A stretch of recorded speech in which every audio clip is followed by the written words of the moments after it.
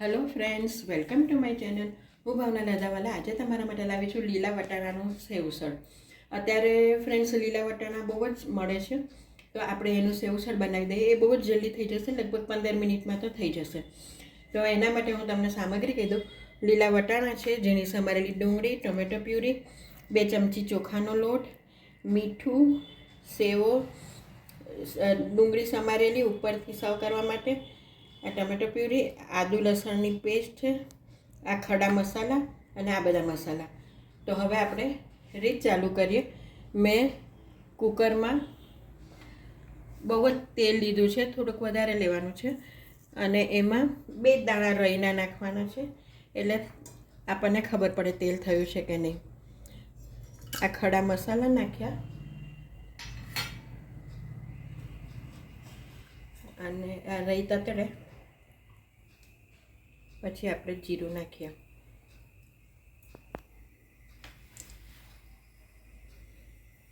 જો આ રઈ અને તજ લવિંગ એ પણ તતડવા માંડ્યું છે.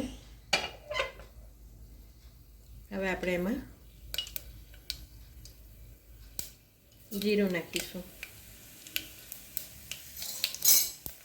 જીરું નાખી દઈએ, પછી થોડીક હળદર નાખવાની છે, અને 2 ચમચી જે ચોખાનો લોટ લીધો છે એ નાખવાનો છે.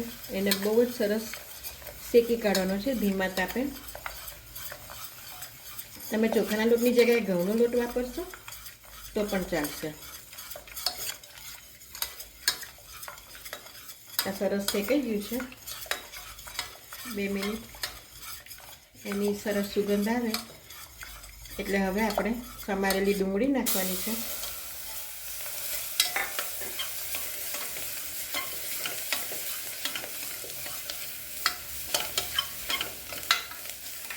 એને સરસ સાંતળી લેવાનું છે, અને લસણ અને મરચાંની પેસ્ટ છે એ નાખી દીધી. અને 2 મિનિટ બરાબર સંતળાઈ જાય પછી આપણે એમાં ટોમેટો પ્યુરી નાખવાની છે.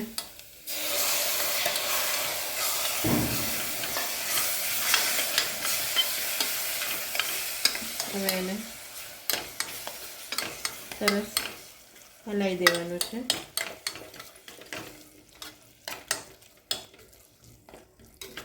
બરાબર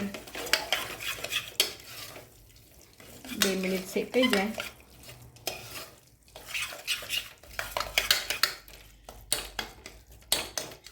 પછી એમાં આપણે આ વટાણા નાખી દેવાના છે, લીલા વટાણા.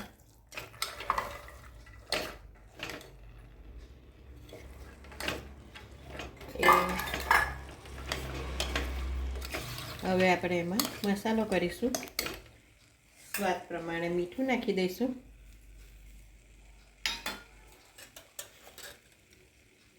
એક ચમચી મરચું,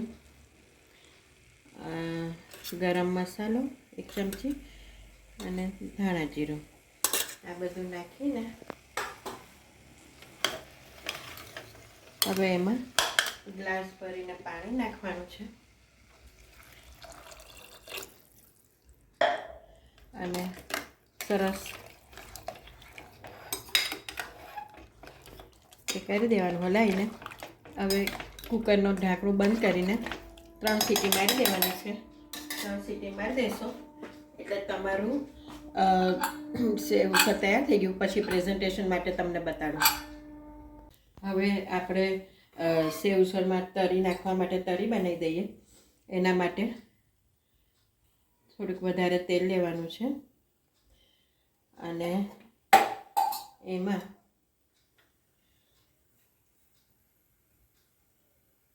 થોડીક લસણની પેસ્ટ નાખવાની છે,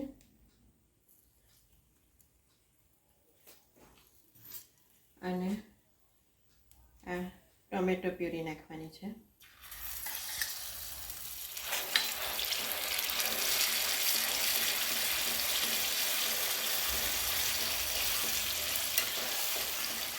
એક 2 ચમચી ટોમેટો પ્યુરી નાખવાની છે. ટેસ્ટ પ્રમાણે થોડુંક મીઠું અને મરચું તો તમારે વધારે તીખું જોઈતું હોય તો તમે વધારે તીખું નાખી શકો છો.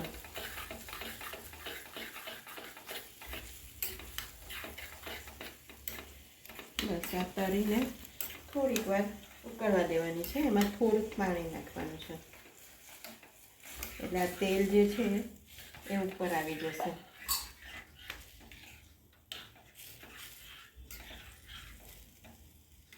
આ તરી તમારી 2-3 મિનિટ ઉકળી જાય એટલે ગેસ બંધ કરી દેવાનો છે. તરી તૈયાર થઈ ગઈ. હવે એસેમ્બલ કેમનું કરવાનું એ હું તમને પછી બતાવું. તમે જોઈ શકો છો 3 સીટીમાં તો આપણું સેવ ઉસળ સરસ તૈયાર થઈ ગયું છે. હવે આપણે એને એસેમ્બલ કરીશું. એક બાઉલમાં આ ઉસળ કાઢીશું. એમાં સેવ, ઝીણી સમારેલી ડુંગળી, ધાણા અને ઉપરથી આ તરી.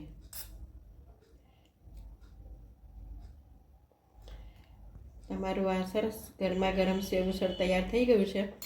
એને તમે સેવ અને બન જોડે સર્વ કરશો તો બધાને બહુ ગમશે. આ ખાલી 15 મિનિટમાં તમારું ગરમા ગરમ સેવ ઉસળ તૈયાર થઈ જાય છે. તો તમે આ નક્કી ટ્રાય કરો. જો તમને મારી આ રેસીપી પસંદ આવી હોય તો પ્લીઝ મને સબસ્ક્રાઈબ જરૂરથી કરજો અને બેલ બટન દબાવજો. Thank you.